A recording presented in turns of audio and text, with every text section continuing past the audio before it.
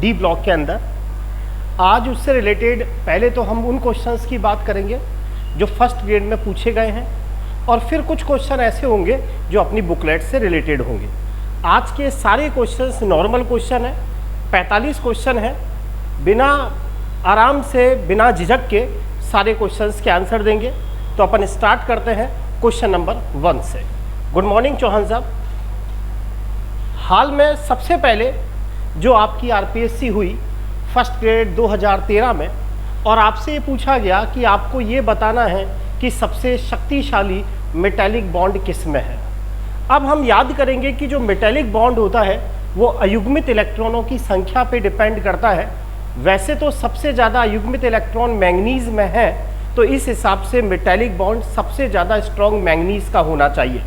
लेकिन मैं आपको बता चुका कि मैंगनीज के अंदर अर्धपूरित स्थायी विन्यास होने के कारण उसमें बॉन्ड बनाने की टेंडेंसी कम हो जाती है।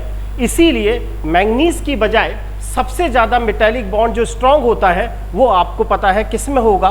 तो सभी इसका आंसर दें। आपको क्या लगता है कि इन चारों के अंदर सबसे ज़्यादा स्ट्रॉन्ग मेटेलिक बॉन्ड किसके अंदर होगा?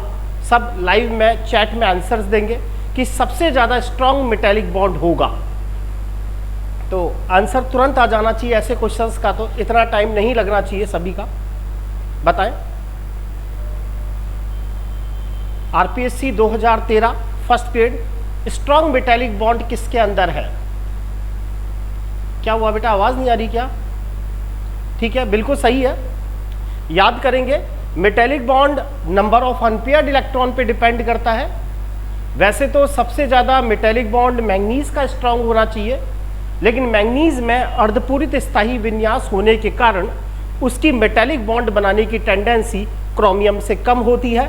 इसीलिए सर्वाधिक जो शक्तिशाली मेटेलिक बॉन्ड है वो किस में होगा? क्रोमियम में होगा। वेरी गुड, सभी ने आंसर सही दिया है। नेक्स्ट क्वेश्चन की बात करते हैं। Question number next RPSC first grade का। आरपीएससी फर्स्ट ग्रेड 2014 आपको ये बताना है इनमें से कौन सा डायामैग्नेटिक आयन है, इनमें से वो कौन सा आयन है जो प्रतिचुंबकीय है। याद करेंगे वो आयन जिनमें D0 या D10 कॉन्फ़िगरेशन होता है वो प्रतिचुंबकीय होते हैं। इसी बेसिस को लगाते हुए अपने अपने आंसर्स बताएंगे। इनमें से कौन सा आयन ऐसा है जो डायामैग्नेटिक है, प्रतिचुंबकीय आयन है, RPSC first grade 2014 D block से कंसीडर है। आंसर दें।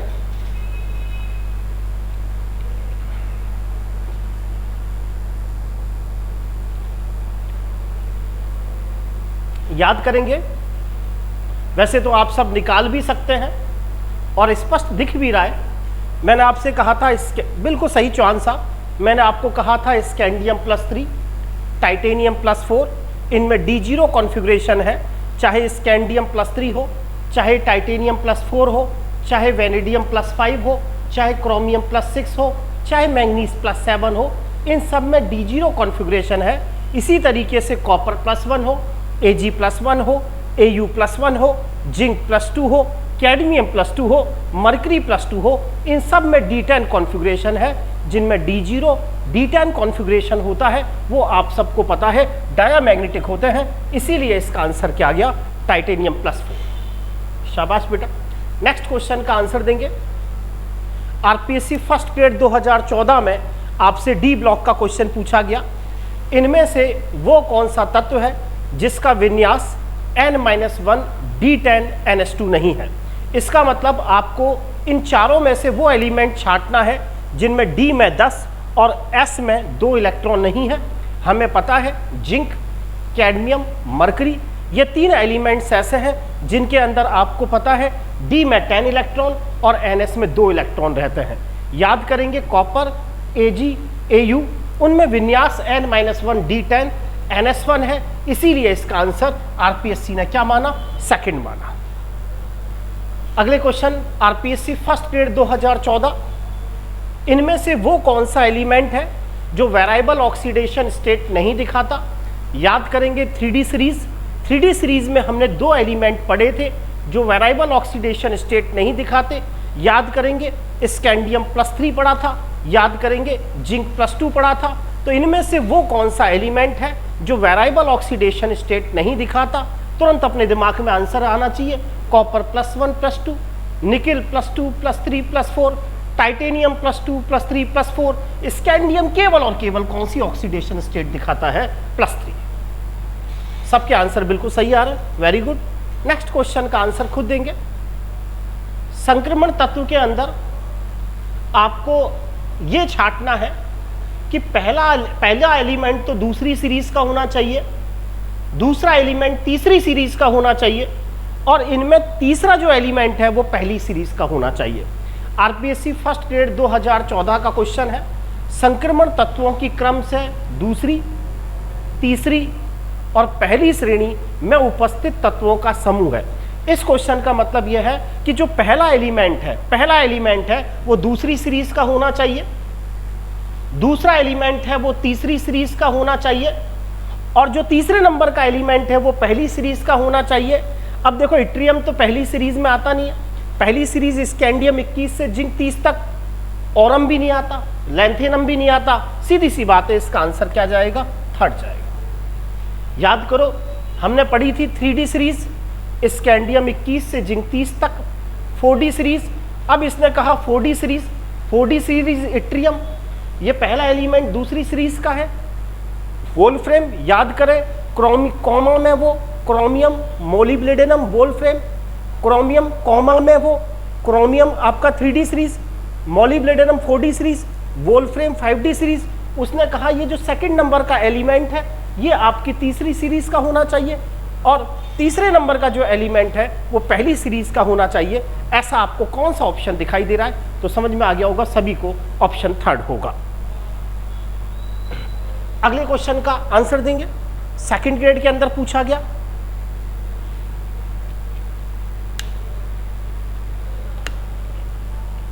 सेकंड ग्रेड में आपसे पूछा गया कि क्रोमियम में सबसे ज्यादा स्टेबल ऑक्सीडेशन स्टेट कौन सी है? याद आना चाहिए क्रोमियम +6 और +3 दोनों स्टेबल हैं, लेकिन उनके अंदर भी सबसे ज्यादा जो स्टेबल है वो कौन सी है? +3। रीजन आपको बताया था, जो T2G है उसका अर्धपूरित स्थायी विन्यास होने के कारण क्रोमियम +3 ज्यादा स्टेबल होता है। चौहान साहब क्रोमियम की सर्वाधिक स्टेबल ऑक्सीडेशन स्टेट बिल्कुल सही है, +3 +3 +3। बेटा माधवी मैंगनीज +2 स्टेबल होता है और क्रोमियम में +3 स्टेबल होता है। याद करेंगे क्रोमियम में क्या होता है, क्रोमियम जो +3 है ना 24 क्रोमियम का विन्यास है 3d54s1 +3 यानी 3 गए, D3 विन्यास है इसमें। ये जो T2G वाला है इसमें एक इलेक्ट्रॉन, T2G के अर्धपूरित स्थायी विन्यास होने के कारण क्रोमियम +3 ज्यादा स्टेबल होता है। अगले क्वेश्चन का जवाब देंगे। कितनी ही बार इस साल भी आपसे फर्स्ट ग्रेड 2022 में पूछा, मैंगनीज +2 आयन का चुंबकीय आघूर्ण ज्ञात करें, Mn+2 आयन का चुंबकीय आघूर्ण ज्ञात करें। याद करेंगे चुंबकीय आघूर्ण डी ब्लॉक के अंदर चुंबकीय आघूर्ण केवल स्पिन के कारण निकाला जाता है, और स्पिन के कारण जो चुंबकीय आघूर्ण निकलता है उसका फॉर्मूला मैं आपको बता चुका, √n n+2, और जो यूनिट है वो कौन सी है? Bore magneton. इस साल डी ब्लॉक में फर्स्ट ग्रेड में 2 क्वेश्चन आए थे। पहला क्वेश्चन यही था Mn+2 आयन का चुंबकीय आघूर्ण। अब आप सबको पता है मैंगनीज परमाणु क्रमांक 25, सबको पता है विन्यास आर्गन 3d5 4s2। Mn+2 का मतलब 2 इलेक्ट्रॉन चले गए, 3d5 डी उपकोष 5d कक्षकों से मिलकर बना है। पांचों के अंदर आपको पता है एक इलेक्ट्रॉन भरा जाएगा। उम्मीद करता हूं समझ में आ गया होगा। और जब अनपेयर्ड इलेक्ट्रॉन की संख्या 5 होगी तो 5 यहाँ, 5 और 2 7, 7 पंजे 35, और बताया हुआ है जब अनपेयर्ड इलेक्ट्रॉन की संख्या 5 होती है तो जो आंसर है वो क्या आता है? 5.92 बोर मैग्नेटॉन, 5.92 बोर मैग्नेटॉन। शाबाश बेटा, सबका आंसर सभी का सही आ रहा है। वापिस यही क्वेश्चन फर्स्ट ग्रेड 2022, आपको कहा इनमें से वो आपको एलिमेंट छांटना है, वो डी ब्लॉक का एलिमेंट छांटना है जो +8 ऑक्सीडेशन स्टेट दिखाता है, आप सबको बता रखा है, एक तो ऑस्मियम और एक बता रखा है रूथीनियम।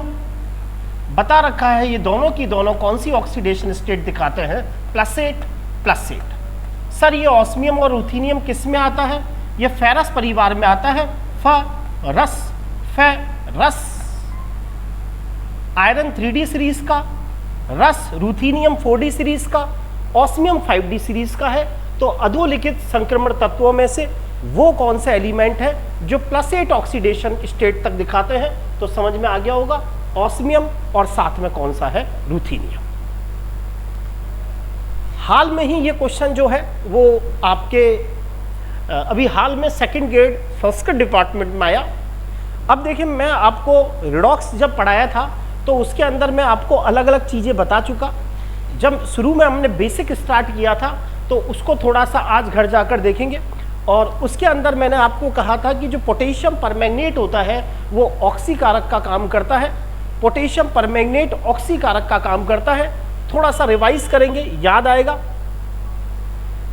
इस क्वेश्चन में हाल में सेकंड ग्रेड संस्कृत में आया था, पोटेशियम परमैंगनेट, याद करेंगे ये ऑक्सीकारक है। इसमें मैंगनीज का ऑक्सीडेशन नंबर +7 है। ऑक्सीकारक पदार्थ क्या होता है, दूसरे का ऑक्सीकरण करता है, खुद का अपचयन करता है। बताया हुआ है ऑक्सीकारक जो पदार्थ है उसके ऑक्सीडेशन नंबर में कमी आती है, अपचायक पदार्थ के ऑक्सीडेशन नंबर अप होता है। ऑक्सीकारक जो पदार्थ है उसका रिएक्शन के दौरान ऑक्सीडेशन नंबर में कमी आती है। याद करेंगे पोटेशियम परमैंगनेट में जो Mn+7 है वो अम्लीय माध्यम में Mn+2 में बदलता है। याद करेंगे क्षारीय माध्यम के अंदर, क्षारीय माध्यम में मैंने बताया था, याद करो, एक तो बताया था MnO4- बदलता है किसमें, Mn+2 में। एक बताया था मैंने आपको क्या, उदासीन हो या दुर्बल क्षारीय माध्यम हो तो बताया था MnO4- बदलता है MnO2 में, Mn+4 में। और बताया था जब प्रबल क्षारीय माध्यम होता है तब बताया था मैंगनीज +7 से किस में बदलता है, +6 में। याद करेंगे ये MnO4- है, याद करेंगे ये MnO4- है। अम्लीय माध्यम में MnO4- बदलता है Mn+2 में। याद करेंगे उदासीन माध्यम में MnO4- बदलता है MnO2 में। याद करेंगे प्रबल क्षारीय माध्यम में MnO4- परमैंगनेट से मैंगनेट आयन बनाता है, MnO4- बनाता है। इसका मतलब यह है ऑक्सीकारक जो पदार्थ होते हैं उनकी रिएक्शन के दौरान उनके ऑक्सीडेशन नंबर में कमी आती है। इसी बेसिस पर यह क्वेश्चन दिया गया। इन्होंने कहा कि जब हम पोटेशियम परमैंगनेट और पोटेशियम आयोडाइड की रिएक्शन कराते हैं तो पोटेशियम परमैंगनेट का जो परमैंगनेट आयन है वो ऑक्सीकारक का काम करता है। ये कह रहा है कि पोटेशियम परमैंगनेट MnO4- और I- के बीच में जब रिएक्शन होती है तो ये जो परमैंगनेट आयन है ये ऑक्सीकारक का काम करता है, बिल्कुल सही है। और रिएक्शन में ये MnO4- बदलता है Mn+2 में, और ये जो I- है ये किसके अंदर बदलता है, I2 में। याद करेंगे कि जब परमैंगनेट आयन ऑक्सीकारक का काम करता है तो I- का ऑक्सीडेशन करता है, I- को किसके अंदर कन्वर्ट करता है, I2 में। कैसे, इस समय आयोडीन का ऑक्सीडेशन नंबर -1 है, -1 से 0 हो रहा है, ऑक्सीडेशन नंबर बढ़ रहा है, तो इसका मतलब इसका ऑक्सीडेशन हो रहा है। MnO4- ऑक्सीकारक है, ऑक्सीकारक दूसरे पदार्थ का ऑक्सीडेशन करता है, ऑक्सीडेशन नंबर में वृद्धि होती है, -1 से 0। याद करेंगे जब भी I- का ऑक्सीडेशन होता है I- I2 के अंदर कन्वर्ट होता है। पोटेशियम परमैंगनेट और पोटेशियम आयोडाइड के बीच में रिएक्शन होती है, इसमें परमैंगनेट आयन ऑक्सीकारक का काम करता है, बिल्कुल सही बात है। अभिक्रिया के दौरान मैंगनीज की जो ऑक्सीडेशन नंबर है वो +2 से +7 हो जाता है, कारण गलत है। इसके अंदर +7 से क्या होता है, +2। तो सीधी सी बात है, ये कह रहा है A और R दोनों सत्य है, नहीं। A और R दोनों सत्य है, नहीं। A तो सत्य है लेकिन R क्या नहीं है, सत्य नहीं है। उम्मीद करता हूं सबको समझ में आया होगा। समझ में आया तो थंब, जिससे अपन करें आगे। बिल्कुल बिल्कुल बिल्कुल बिल्कुल बिल्कुल।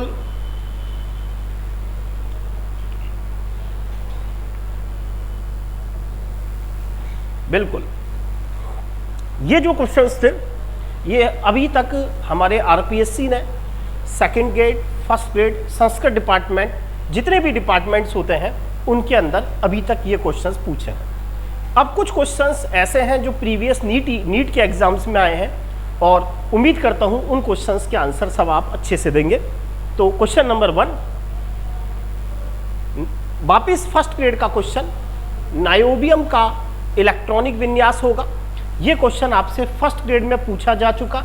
याद करेंगे यारी जरा निभा, याद करेंगे यारी जरा निभा, याद करेंगे इट्रियम 39, जिरकोनियम 40, नायोबियम 41। याद करेंगे नायोबियम 3D सीरीज का मेंबर नहीं है, ये 4D सीरीज का मेंबर है। याद करेंगे नायोबियम 4D सीरीज का मेंबर है। 4D सीरीज इट्रियम 39 से चालू होती है और कैडमियम कहां तक जाती है? 48 तक जाती है। याद करेंगे 39 से 48 तक का जब भी इलेक्ट्रॉनिक विन्यास खींचना होता है तो भिड़ते ही लिख देते हैं हीलियम, नियॉन, आर्गन, क्रिप्टॉन। फिर इलेक्ट्रॉन जाते हैं 5s2 में और फिर इलेक्ट्रॉन जाता है 4D में। याद करेंगे नायोबियम अपवाद है। सर ने कहा था 41 से 47 तक के सब अपवाद है, 41 से 47 तक के सब अपवाद है। याद करेंगे इसके अंदर 5s2 नहीं होगा, 5s1 होगा। तो सीधी सी बात है 36 और एक 37 तो हो ही गए, 36 और एक 37 तो हो गए, 4 और चाहिए तो 37 और 4 41, ऐसा ऑप्शन थर्ड। फर्स्ट ग्रेड 2018 समझ में आया होगा सबके। अब तो मुझे लगता है सबको हट गए धीरे धीरे। नेक्स्ट क्वेश्चन, पैलेडियम का इलेक्ट्रॉनिक विन्यास बताएं। अच्छे से याद कर लें, पैलेडियम बाबा का परमाणु क्रमांक 46। याद कर लें, ये तो ऐसे चलते हैं, नहीं पढ़ोगे तो पिटोगे, नहीं पढ़ोगे तो पिटोगे, नहीं पढ़ोगे तो पिटोगे। निकिल 28 है, नीचे वाले का पता लगाने के लिए 18 जोड़ते हैं और इससे नीचे वाले का पता लगाने के लिए 32 जोड़ते हैं। पैलेडियम 46, याद करेंगे 46। क्रिप्टॉन याद करेंगे, पैलेडियम बापों का बाप, इसके अंदर 4D8 का क्या हो जाता है? 4D tap. आपसे फर्स्ट ग्रेड 2000 के अंदर क्वेश्चन पूछा गया, पैलेडियम का इलेक्ट्रॉनिक विन्यास बताएं, 4D10 5s0। नेक्स्ट क्वेश्चन का आंसर देंगे सभी। प्लैटिनम का इलेक्ट्रॉनिक विन्यास बताएं, प्लैटिनम का इलेक्ट्रॉनिक विन्यास बताएं। याद करेंगे निकिल 3D8, याद करेंगे पैलेडियम 4D10, याद करेंगे प्लैटिनम 5D9। ये D8 रहता है, ये D10 हो जाता है, ये D9 हो जाता है। नहीं पढ़ोगे तो पिटोगे, D8, D10, D9।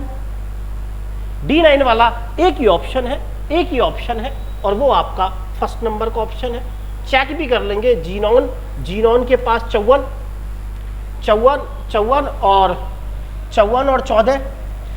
और 14 कितने हुए? 54 और 14 हो गए आपके कितने? 68 और एक 69 और 9 78। इसीलिए इसका आंसर फर्स्ट किया।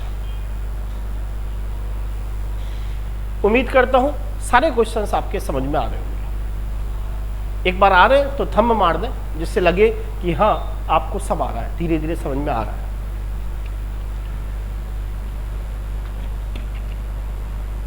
इस बार पिछली बार जो प्रॉब्लम आई थी इस बार नहीं आएगी, क्योंकि इस बार मैंने ऑनलाइन वाला वो भी ले लिया है कल परसों के बाद। तो जो आपके पेपर्स हैं इस बार उनको ऑनलाइन ही रख लेंगे, कोई दिक्कत नहीं आएगी। और कोई ऐसे मना नहीं है कोई आए, जैसे किसी को किसी भी चैप्टर में प्रॉब्लम हो तो वो आ सकता है कॉल करके। मैं कोचिंग में मिलता हूँ सुबह और शाम, तो किसी को किसी भी टॉपिक में प्रॉब्लम हो तो वो बेधड़क होकर कोचिंग भी आ सकता है। और उसको लगता है ना कि सर मैं ऑफलाइन भी पढ़ना चाहता हूँ तो ऑफलाइन भी आ सकता है क्लास में। ये तो जनरली मैं इस साल ऑनलाइन ही पढ़ाने के मूड में हूँ, लेकिन फिर भी कोई कहता है नहीं सर मैं आपकी क्लास में बैठना चाहता हूँ, क्लास में ज़्यादा समझ में आता है, तो वो आ सकता है। अगला क्वेश्चन करेंगे, परमाणविक आकार का सही क्रम है, परमाणविक आकार का सही क्रम है। याद करेंगे ग्रुप नंबर 3 स्कूटी, यामा, लाना। स्कैंडियम का एटॉमिक नंबर 21, इसमें 18, और एकमात्र ये ऐसा है इसमें भी 18 जुड़ता है। यहाँ हमें पता है अभी जो ग्रुप नंबर 3 है उसके अंदर हमें पता है लैंथेनाइट संकुचन का प्रभाव नहीं पड़ता। स्कैंडियम से बड़ा इट्रियम, इट्रियम से बड़ा लैंथेनम। ग्रुप नंबर 4 याद करेंगे टी जरा हाफ। टाइटेनियम से बड़ा जिरकोनियम, जिरकोनियम और हैफनियम की साइज बराबर, याद करेंगे लैंथेनाइट संकुचन के कारण। ग्रुप नंबर 5 याद करेंगे वो नवाब था, याद करेंगे वो नवाब था। वेनेडियम से बड़ा नायोबियम, नायोबियम और टेंटेलम आपस में बराबर, लैंथेनाइट संकुचन के कारण। तो क्वेश्चन नंबर 6 समझ में आ गया होगा, आंसर क्या गया, उपरोक्त सभी। जिरकोनियम हैफनियम के बराबर है, नायोबियम टेंटेलम के बराबर है। यहाँ कैसे पता लगाओगे, यहाँ 18 जोड़ोगे, यहाँ 32 जोड़ेंगे, यहाँ 18 जोड़ेंगे, यहाँ 32 जोड़ेंगे। इसके नीचे परमाणु क्रमांक पता लगाना है 22, 40, यहाँ 32 जोड़ेगा। नेक्स्ट क्वेश्चन, इनमें से आपको असत्य कथन बताना है। इनमें से कौन सा कथन असत्य है? क्रोमियम का सेकेंड आयनन विभव मैंगनीज के सेकेंड आयनन विभव से ज्यादा होता है। याद करेंगे हमने कहा था सामान्यतः मैंने बात की थी कि जब हम आवर्त में बाएं से दाएं जाते हैं तो आयनन विभव का मान बढ़ता है। क्रोमियम और मैंगनीज की बात की जाए तो मैंगनीज का फर्स्ट आईपी क्रोमियम के फर्स्ट आईपी से ज़्यादा होता है। क्रोमियम का विन्यास आप सबको पता है 3d5 4s1, मैंगनीज का विन्यास सबको पता है 3d5 4s2। ये तो फर्स्ट आईपी की बात करें तो क्रोमियम से ज़्यादा मैंगनीज। अब इसमें से एक एक इलेक्ट्रॉन निकल गया। सेकेंड आईपी की बात करें तो सेकेंड आईपी क्रोमियम का मैंगनीज से ज़्यादा होगा। उसका कारण आपको समझ में आ गया होगा, क्रोमियम में इलेक्ट्रॉन 3d से निकलेगा जबकि मैंगनीज में इलेक्ट्रॉन 4s से निकलेगा। मैंगनीज का आकार बड़ा होगा, बड़ा आकार का आयनन विभव कम होता है क्योंकि इसमें कोशों की संख्या 4 है जबकि इसमें कोशों की संख्या 3 है। बिल्कुल सही बात है, क्रोमियम का सेकेंड आयनन विभव मैंगनीज के सेकेंड आयनन विभव से ज़्यादा होता है, बिल्कुल सही है। अब कॉपर का सेकेंड आयनन विभव जिंक के सेकेंड आयनन विभव से अधिक होता है। चेक करते हैं, ये रहा कॉपर, ये रहा जिंक। कॉपर का विन्यास 3d10 4s1, जिंक का विन्यास 3d10 4s2। बिल्कुल सही है, कॉपर से ज्यादा जिंक का फर्स्ट आईपी होगा, लेकिन सेकेंड आईपी की बात करें तो 4s1 3d10। दूसरा इलेक्ट्रॉन इसमें 4s से निकलेगा, इसमें 3d से निकलेगा। 4s का आकार बड़ा है अतः आसानी से इलेक्ट्रॉन निकलेगा, इसमें से आसानी से इलेक्ट्रॉन नहीं निकलेगा। यह बात भी सही है कि कॉपर का सेकेंड आयनन विभव जिंक के सेकेंड आयनन विभव से अधिक होता है। यह बात सही है कि 3d श्रेणी में सबसे ज़्यादा जो परमाणुीकरण एंथैल्पी होती है वो क्रोमियम की होती है। रीज़न आपको पता है, क्रोमियम में मेटेलिक बॉन्ड सबसे ज़्यादा स्ट्रॉन्ग है 3d सीरीज में। यह बात गलत है कि 3d सीरीज में सर्वाधिक परमाणुीकरण एंथैल्पी जिंक की नहीं होती। सबसे कम परमाणुीकरण एंथैल्पी ऑफ एटोमाइजेशन जिंक का तो सबसे कम होता है। उसका रीज़न यह है इसमें अयुग्मित इलेक्ट्रॉन नहीं होते, अयुग्मित इलेक्ट्रॉन नहीं होंगे तो मेटालिक बॉन्ड नहीं बनेगा, इसीलिए फोर्थ ऑप्शन सही नहीं है। वेरी गुड बेटा, बहुत आंसर अच्छे दे रहे हो। अगला क्वेश्चन वापस रिपीट हुआ। देखो ये क्वेश्चन इसीलिए रिपीट होता है, कुछ मैं आपको बता दूं, जो पुरानी जो नीट वगैरह की एग्ज़ाम्स होती है उनके ये क्वेश्चन बार बार रिपीट होते हैं, तो इसीलिए आपको ध्यान रखना है कि जो पुरानी नीट वगैरह के क्वेश्चंस हैं वो बिल्कुल आपको याद होने चाहिए। 3d सीरीज़ में हमें पता है स्कैंडियम +3 दिखाता है और पता है हमें जिंक +2 दिखाता है। ये दोनों ऐसे एलिमेंट हैं जो वेरिएबल ऑक्सीडेशन स्टेट नहीं दिखाते। अगला क्वेश्चन, अच्छे से हम पढ़ चुके हैं कल कि जो पोटेशियम परमैंगनेट होता है उसके अंदर D0 विन्यास है। पोटेशियम परमैंगनेट में मैंगनीज +7 फॉर्म में है, D0 विन्यास है। धातु आयन का विन्यास D0 है तो ये कलरलेस होना चाहिए, लेकिन मैंने आपसे कहा था कि पोटेशियम परमैंगनेट में आवेश स्थानांतरण स्पेक्ट्रम के कारण, चार्ज ट्रांसफर स्पेक्ट्रा के कारण आप सबको पता है ये पर्पल कलर का होता है। कल हमने पढ़ा था कि चार्ज ट्रांसफर स्पेक्ट्रा 4 तरह का होता है, metal to ligand, ligand to metal, metal to metal, ligand to ligand. हमने पढ़ा था मेटल टू लिगेंड की पहचान ये होती है कि मेटल पर ऑक्सीडेशन नंबर कम होगा, -1, 0, +1 होगा, और जबकि जो लिगेंड टू मेटल की पहचान होती है उसके अंदर मेटल पर हाई ऑक्सीडेशन नंबर होगा। इसके अंदर मैंगनीज +7 ऑक्सीडेशन फॉर्म कर रहा है। तो यहाँ पर जो ट्रांजैक्शन का टाइप है, कल भी मैंने कहा था पोटेशियम परमैंगनेट के अंदर जो चार्ज ट्रांसफर स्पेक्ट्रा है वो LMCT टाइप का होगा, ligand to metal charge transfer होगा। फिर हमने बात की थी जो प्रेशियन ब्लू है, जो प्रीशियन ब्लू है उसमें metal to metal charge transfer होता है। और याद करेंगे कि जो हमने ऑक्सी हीमोग्लोबिन पढ़ा था उसके अंदर LLCT ligand to ligand charge transfer होता है। सबको याद आ गया होगा। अगला क्वेश्चन आपसे फर्स्ट ग्रेड में पूछा जा चुका, इनमें से कौन सा युग्म ऐसा है, फर्स्ट ग्रेड 2020 में आया था क्वेश्चन, लैंथेनाइट संकुचन के कारण किनका आकार बराबर नहीं है। अभी पढ़ा था जिरकोनियम हैफनियम के बराबर, अभी पढ़ा था नायोबियम टेंटेलम के बराबर, कॉमा में वो क्रोमियम मॉलिब्डेनम वोल्फ्रेम, मॉलिब्डेनम वोल्फ्रेम के बराबर। इट्रियम अलग है, प्लेटिनम की पोजीशन अलग है, इसीलिए इसका आंसर 4। शाबाश बेटा, बहुत अच्छे आंसर दे रहे हो आप सब। नेक्स्ट क्वेश्चन, जो आपकी 3D संक्रमण श्रेणी है उसमें मेल्टिंग पॉइंट जिंक का सबसे कम होता है, क्योंकि मेल्टिंग और बॉइलिंग पॉइंट कहीं ना कहीं धात्विक बंध पे डिपेंड करते हैं। मेल्टिंग और बॉइलिंग पॉइंट फोर्सेस के ऊपर डिपेंड करते हैं। अब हमें पता है जो जिंक है उसके अंदर D10 कॉन्फ़िगरेशन है, अनपेयर्ड इलेक्ट्रॉन नहीं है, इसीलिए उसका मेल्टिंग पॉइंट और बॉइलिंग पॉइंट कैसे होंगे, बहुत कम होंगे। तो पूछा गया कि जो प्रथम संक्रमण श्रेणी है उसमें जिंक का मेल्टिंग पॉइंट कम क्यों है। D10 विन्यास के कारण धात्विक बंध प्रबल होता है, ये तो गलत है। D5 विन्यास भी नहीं होता, D7 विन्यास भी नहीं होता, D कक्षक में क्या नहीं है, अयुग्मित इलेक्ट्रॉन नहीं है। समझ में आया होगा सबको। नेक्स्ट क्वेश्चन का आंसर देंगे, एक उत्प्रेरक के लिए इनमें से कौन सी शर्त जरूरी नहीं है। तो कल आपको बताया था कि जो कैटेलिस्ट होते हैं वो रिएक्टेंट के साथ कंबाइंड होकर रिएक्टेंट कैटेलिस्ट कॉम्प्लेक्स बना लेते हैं। याद करेंगे, रिएक्टेंट कैटेलिस्ट के साथ कंबाइंड होकर रिएक्टेंट कैटेलिस्ट कॉम्प्लेक्स बना लेते हैं। मैंने कहा था कि जो डी ब्लॉक की धातुएं हैं वो अपनी ऑक्सीडेशन नंबर को चेंज कर सकती हैं, इसके कारण वो आसानी से बॉन्ड बना लेती हैं। साथ ही साथ कहा था इनमें वैकेंट डी ऑर्बिटल है, उसके कारण भी मैंने कहा था ये अच्छे कैटेलिस्ट होते हैं, इजीली बॉन्ड बना लेते हैं।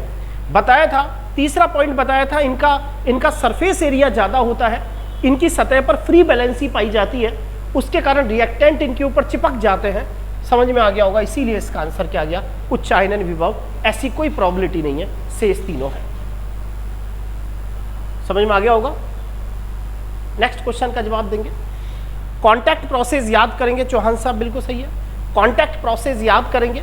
कॉन्टैक्ट प्रोसेस क्या है, संपर्क विधि क्या है, एक सल्फ्यूरिक अम्ल के निर्माण की विधि होती है।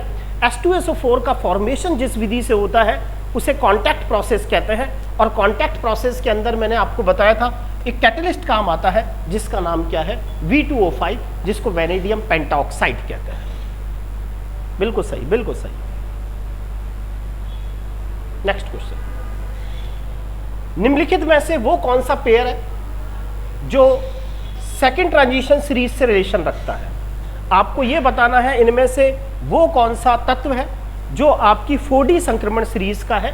देखो, आयरन तो कट ही गया, कॉपर तो कट ही गया, क्योंकि आपको पता है आयरन और कॉपर तो पहली संक्रमण सीरीज का है। वैनेडियम भी कट गया क्योंकि ये भी पहली संक्रमण श्रृंखला का है। तो सीधी सी बात है, क्या होगा, एक मिनट, द्वितीय संक्रमण में जिरकोनियम, एक बार देखिए, एक बार नहीं, एक बार देखो, जिरकोनियम, हाँ ठीक है यारी जरा, ओके, क्योंकि जिरकोनियम कितना हो गया 39 और सिल्वर हो गया 47 नहीं, जिरकोनियम सॉरी 40 और सिल्वर 47। नेक्स्ट क्वेश्चन, हमने पढ़ा था कि स्कैंडियम केवल +3 ऑक्सीडेशन स्टेट दिखाता है। रीजन आपको पता है, 3 इलेक्ट्रॉन जैसे ही वो त्यागता है तो उसका जो कॉन्फ़िगरेशन होता है वो कैसा हो जाता है, आर्गन जैसा। आ गया होगा समझ में। स्कैंडियम +3 ऑक्सीडेशन स्टेट दिखाता है और 3 इलेक्ट्रॉन त्यागते ही उसका जो विन्यास होता है वो आर्गन जैसा हो जाता है। 21 में से 3 चले गए तो 18 आपको पता है आर्गन जैसा विन्यास। वापस वही क्वेश्चन आ रहा है कि क्रोमियम में हमने पढ़ा था कि क्रोमियम इनमें से कौन सी ऑक्सीडेशन स्टेट सबसे ज़्यादा स्टेबल होती है। अब तो अच्छे से रट गया होगा कि क्रोमियम +3 सबसे ज़्यादा स्टेबल दिखाता है।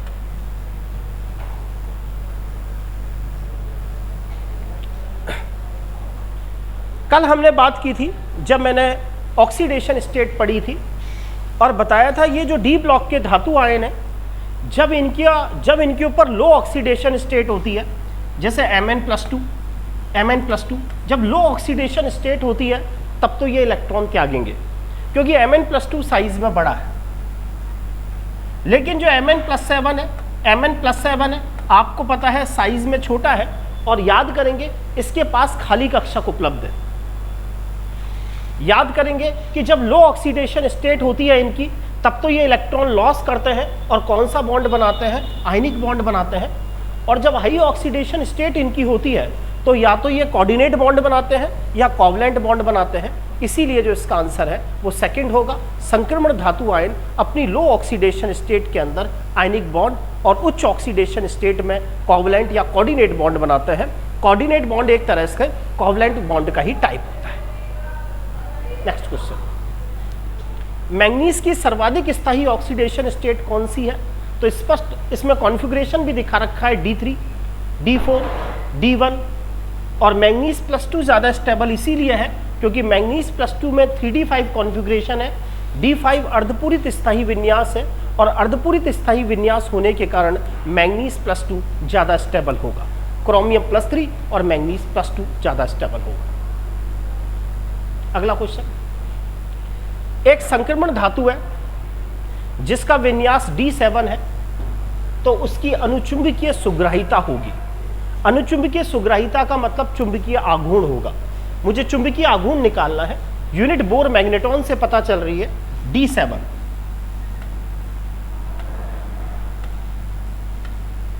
D1, D2, D3, D4, D5, D6, D7 अयुग्मित electron 3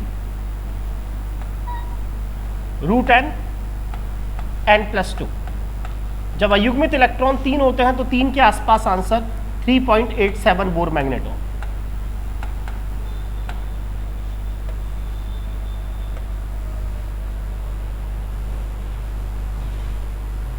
बिल्कुल सही बेटा। नेक्स्ट क्वेश्चन, अभी बताया मैंगनीज और क्रोमियम के अंदर कौन सी ऑक्सीडेशन स्टेट स्टेबल होती है। तो अभी बताया था क्रोमियम तो +3 बनाता है और मैंगनीज क्या बनाना चाहता है, +2। एसिडिक मीडियम में मैंगनीज +7 से क्या बनाता है, +2। तो मैंगनीज और क्रोमियम की कॉमन ऑक्सीडेशन स्टेट +2 और +3। नेक्स्ट क्वेश्चन, CrO3 का रंग लाल या नारंगी होता है। तो कल मैंने आपको बताया था क्रोमियम के ऑक्साइड याद करेंगे, CrO, Cr2O3 और CrO3। CrO3 यहां क्रोमियम पर +6 ऑक्सीडेशन नंबर है और बताया था अगर आपको कई मेटल ऑक्साइड दे रखे हो तो मेटल पर ऑक्सीडेशन नंबर जितना ज़्यादा होगा उसके अंदर कौन सी प्रॉपर्टी उतनी ज़्यादा होगी, एसिडिक प्रॉपर्टी उतनी ज़्यादा होगी। यही कारण है यहाँ CrO3 किस टाइप का होगा, एसिडिक प्रॉपर्टी का होगा।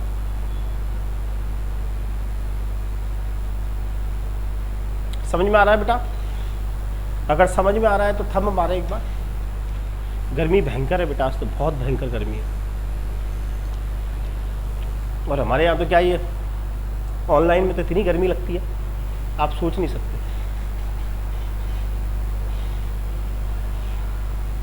चले बेटा आगे। नेक्स्ट क्वेश्चन, डी ब्लॉक के तत्व रंगीन आयन बनाते हैं। रीजन आपको बताया था कि डी ब्लॉक के कंपाउंड दो कारणों से कलर देते हैं। एक कारण तो आपको बताया था डी ट्रांजैक्शन, और दूसरा कारण बताया था चार्ज ट्रांसफर स्पेक्ट्रा।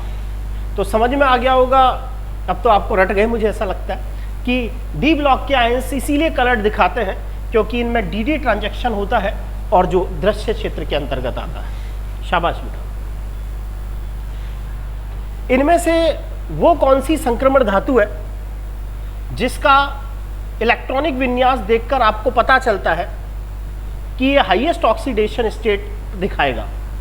आपको कल बताया था हाईएस्ट ऑक्सीडेशन स्टेट अगर निकालनी है तो NS के साथ N-1D के अयुग्मित इलेक्ट्रॉन भी देखें तो इसके अंदर तो हाईएस्ट ऑक्सीडेशन नंबर +5, इसमें 6, इसमें 7 और इसमें 2 और अयुग्मित रह जाएंगे 4। 4 और 2 6। समझ में आ गया होगा। 3D5 4s2 आपको पता है ये मैंगनीज का कॉन्फ़िगरेशन है और 3D सीरीज में सर्वाधिक जो ऑक्सीडेशन स्टेट है वो मैंगनीज दिखाता है +7 तक। आपसे पूछा जा रहा है हाईएस्ट ऑक्सीडेशन नंबर, तो हाईएस्ट ऑक्सीडेशन नंबर तो NS के तो इलेक्ट्रॉन लेने ही है और N-1D के अनपेयर्ड लेने होते हैं। D5 तक तो अनपेयर्ड ही रहते हैं। D3 का मतलब 3 अनपेयर्ड, 3 2 5, 1 5 और 1 6, 5 और 2 7 ये मैंगनीज का कॉन्फ़िगरेशन। 2 ये, अब D6 में अनपेयर्ड 6 तो रहेंगे नहीं, पेयरिंग हो गई तो 4 रह जाएंगे, तो 4 और 2 6। उम्मीद करता हूँ समझ में आ गया होगा। शाबाश बेटा, बहुत अच्छा आंसर है। इनमें से किसके अंदर अयुग्मित इलेक्ट्रॉन की संख्या सबसे ज्यादा है? यहां टाइटेनियम +3 है, यहां मैंगनीज +2 है, फेरस सल्फेट का मतलब यहां Fe+2 है और यहां कॉपर +2 है। सर्वाधिक अयुग्मित इलेक्ट्रॉनों की संख्या मैंगनीज +2 में होती है, इसीलिए उसका चुंबकीय आघूर्ण सबसे ज्यादा होता है और उसमें अयुग्मित इलेक्ट्रॉनों की संख्या 5 निकल कर आती है Mn+2 में। Mn+2 का चुंबकीय आघूर्ण ज्ञात कीजिए, अंडूट 5.92 बोर मैग्नेट्रॉन निकल के आता है क्योंकि सबसे ज्यादा अयुग्मित इलेक्ट्रॉनों की संख्या 3D सीरीज में मैंगनीज में ही है। शाबाश। नेक्स्ट क्वेश्चन, वापस मैंने आपसे कहा ना एग्जामिनर क्या करता है कि जो हमारी नीट में क्वेश्चंस चलते हैं वो बहुत ज़्यादा मेहनत नहीं करता है, कहीं ना कहीं उन्हीं में से ही उठाता है। जैसे ये क्वेश्चन भी पुरानी मैं नीट की बुक्स देख रहा था उनमें से था और आपसे डायरेक्ट ऐसा कि ऐसा क्वेश्चन उठा लिया। इनमें से वो कौन सा एलिमेंट है जो +8 ऑक्सीडेशन स्टेट दिखाएगा? ऑस्मियम और रुथीनियम। संक्रमण धातुओं के बारे में क्या गलत है? हमने पढ़ा था संक्रमण धातु जो है इनकी अधिकांश धातु आयन पैरामैग्नेटिक होती है। कल हम पढ़ेंगे ये कॉम्प्लेक्स कंपाउंड बनाते हैं, इनमें वेरिएबल ऑक्सीडेशन स्टेट भी मिलती है। हाँ, जनरली ये प्रतिचुंबकीय नहीं होते, वो बात अलग है एक्सेप्शनली, तो जनरली प्रतिचुंबकीय नहीं होते, सामान्यतः ये अनुचुंबकीय होते हैं। अगला क्वेश्चन, इनमें क्रोमियम का वो कौन सा ऑक्साइड्स है जो एम्फोटेरिक नेचर का होता है? आपको पता है क्रोमियम +3 ही सबसे ज़्यादा स्टेबल होता है और क्रोमियम +3 के जो ऑक्साइड्स होते हैं वो हमेशा एम्फोटेरिक टाइप के होते हैं। कल लिखाया भी है, कॉपी को ध्यान से देखेंगे। ये क्रोमियम +6 है, बटरफ्लाई स्ट्रक्चर, ये भी क्रोमियम +6 है। क्रोमियम +6 के जो ऑक्साइड्स हैं वो एसिडिक होते हैं, क्रोमियम +2 के ऑक्साइड बेसिक होते हैं और क्रोमियम +3 के जो ऑक्साइड्स होते हैं वो एम्फोटेरिक होते हैं, इसीलिए इसका आंसर सेकंड गया Cr2O3।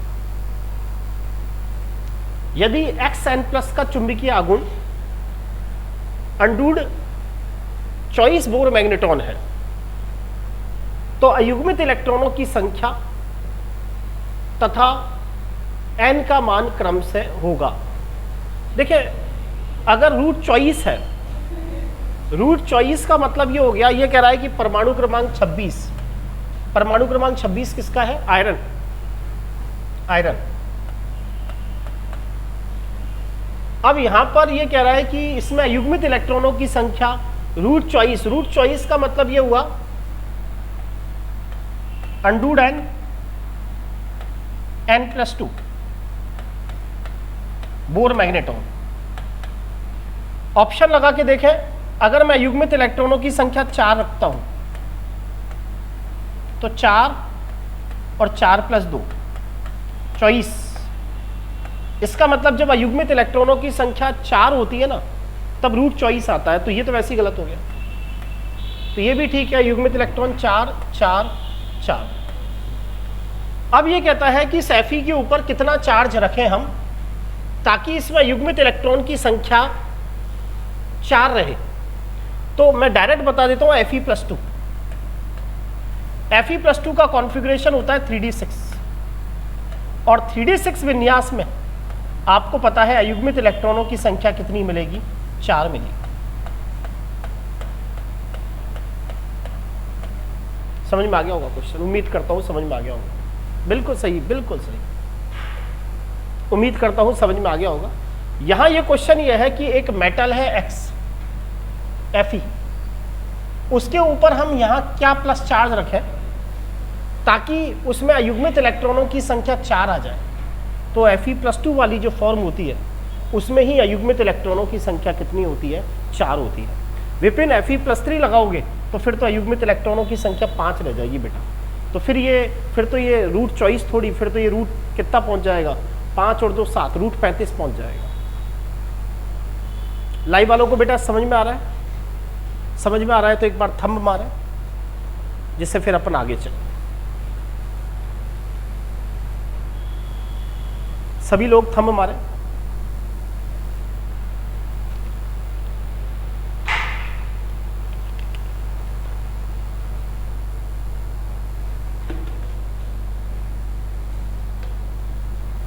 ठीक, नेक्स्ट क्वेश्चन। ये क्वेश्चन सेकंड ग्रेड में आया था। इनमें से आपको ये बताना है कि कौन सा कंपाउंड ऐसा है जो अनुचुंबकीय भी है और कलर्ड भी है। अब देखो, अनुचुंबकीय और कलर्ड तभी हो सकता है जब धातु आयन में विन्यास D1 से लेकर D9 हो, तो वो कंपाउंड अनुचुंबकीय भी होगा और वो कंपाउंड कलर्ड भी होगा अगर धातु आयन का विन्यास D1 से लेकर D9 हो।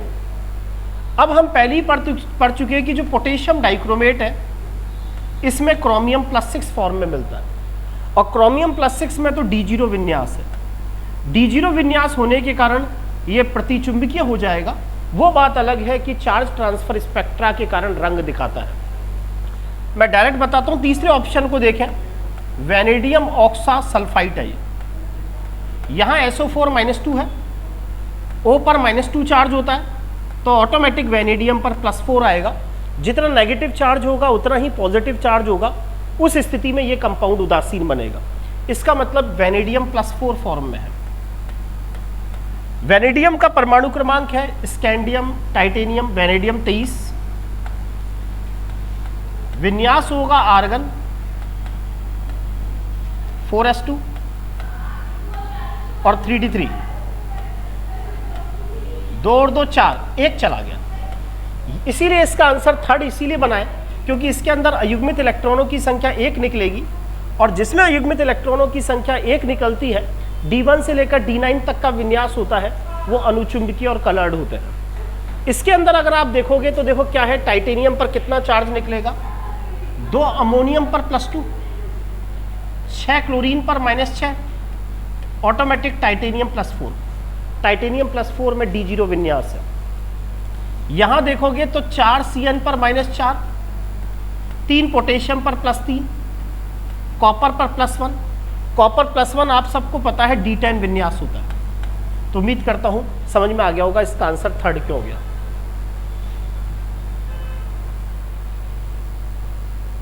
थर्ड क्यों गया आंसर समझ में आ गया होगा सबको। यहां वैनेडियम, देखो आपको ऐसा कोई क्वेश्चन दे दे इनमें से कौन सा कंपाउंड अनुचुंबकीय और कलर्ड है, तो हम धातु आयन को देखेंगे।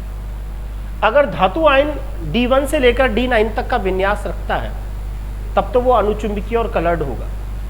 क्रोमियम +6 फॉर्म में है। क्रोमियम +6 आपको पता है D0 विन्यास रखता है।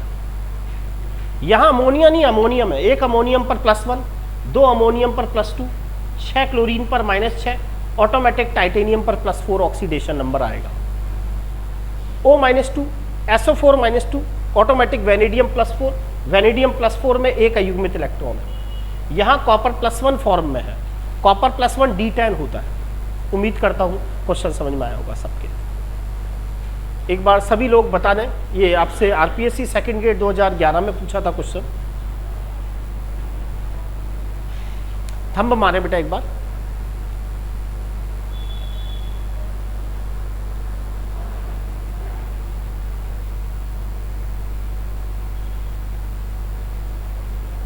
विपिन, माधवी बेटा, ठीक है। चौहान साहब, अगला क्वेश्चन। इस बार कुछ क्वेश्चन, क्या ज्यादातर क्वेश्चन कथन और कारण के रहे, तो इसीलिए मेरा कोशिश ये रहेगी कि कथन और कारण के क्वेश्चन भी हम करें, ठीक है। इस बार थोड़ा सा उन्होंने चेंज किया है फर्स्ट ग्रेड का पैटर्न। कथन और कारण वाले क्वेश्चंस डाले हैं, असर्शंस वाले। कथन यह है कि जो संक्रमण तत्व हैं उनका जनरल इलेक्ट्रॉनिक विन्यास n-1 d1 से 10 ns1 या ns2 होता है। कथन बिल्कुल सही है, कथन बिल्कुल सही है। फिर इसका रीजन ये देता है कि जो संक्रमण तत्व है वो n-1d कक्षक में 10 इलेक्ट्रॉन रखते हैं। कारण सही नहीं है। उसका रीजन यह है, ये कहता है कि संक्रमण तत्वों का सामान्य सूत्र, देखिए यहां संक्रमण तत्व का मतलब जनरली डी ब्लॉक से। डी ब्लॉक के तत्वों का सामान्य सूत्र या संक्रमण तत्वों का, देखो संक्रमण तत्वों का, देखो संक्रमण तत्वों का सामान्य सूत्र n-1 d 1 से 10 ns1 है। अब ये कहता है कि कारण, ये कहता है कि इसका कारण यह है कि जो संक्रमण तत्व है वो n-1 d कक्षक में 10 इलेक्ट्रॉन रखते हैं। अब देखो इस कथन तो ठीक है, कारण में क्या प्रॉब्लम है, ऐसा नहीं है। ये कथन यह है कि जो डी ब्लॉक के तत्व हैं उनका सामान्य सूत्र n-1 d 1 से 10 ns1 है, बिल्कुल सही है। फिर कारण में हम ये कहेंगे कि जो डी ब्लॉक के तत्व हैं वो n-1 d में 1 से 10 इलेक्ट्रॉन व ns में 1 और 2 इलेक्ट्रॉन रखते हैं, इसीलिए इनका ये इलेक्ट्रॉनिक विन्यास होता है। तो कथन तो सही है। कथन, देखो अब इसमें क्या आंसर आएगा बताओ आप।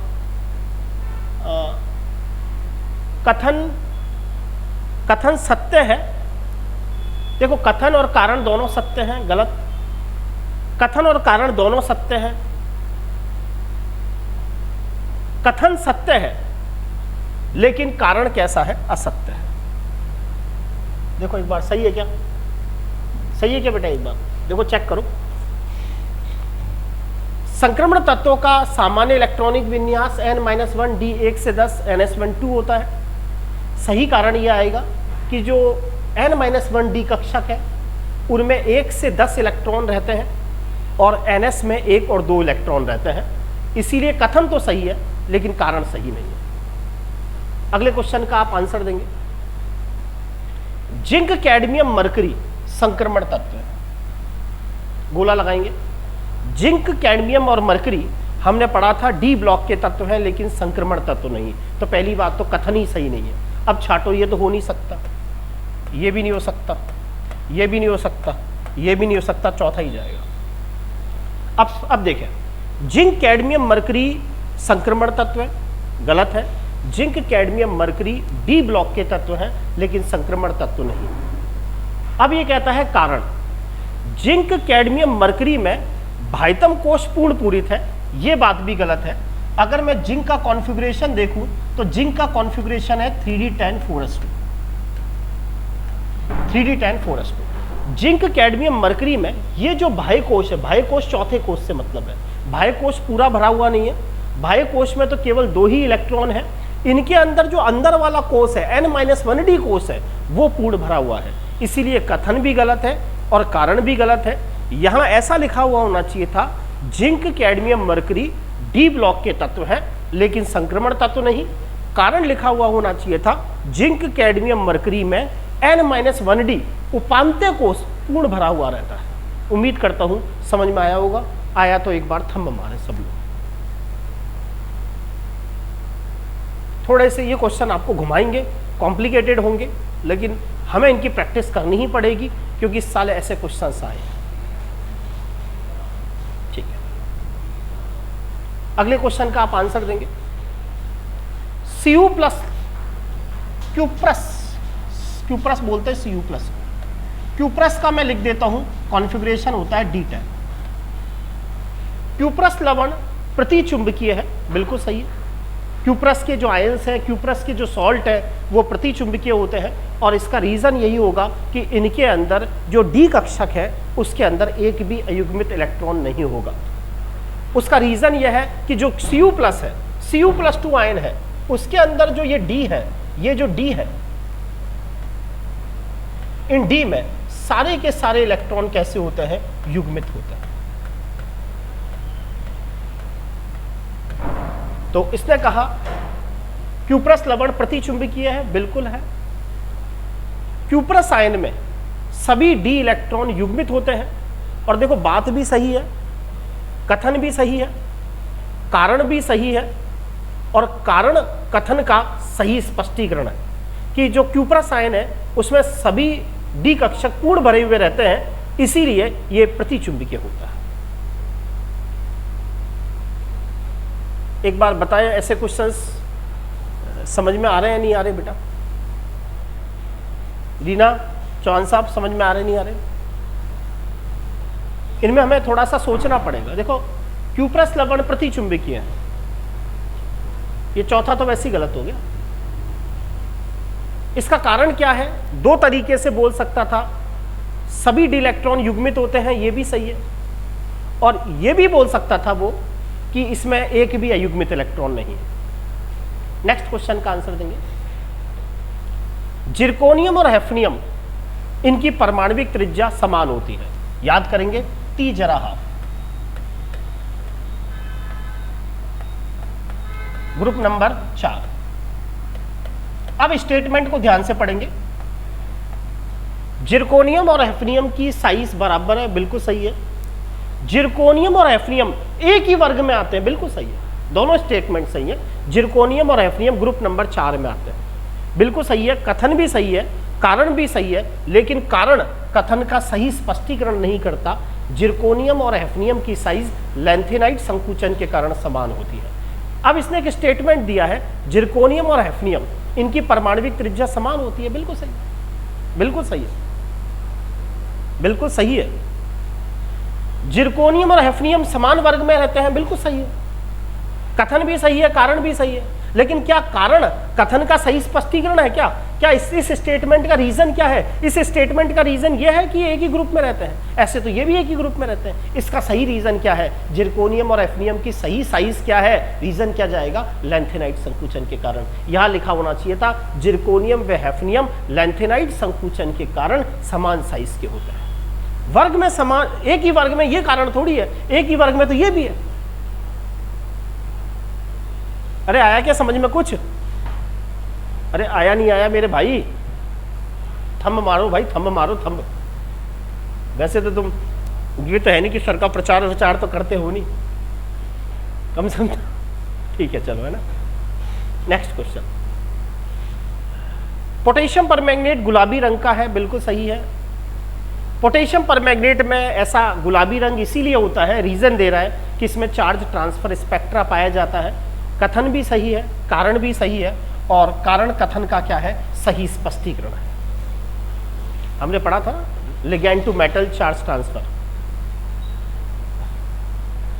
देखते हैं माधवी बेटा, मैंने देखा तो नहीं, करते हो क्या? चलो, अच्छा है।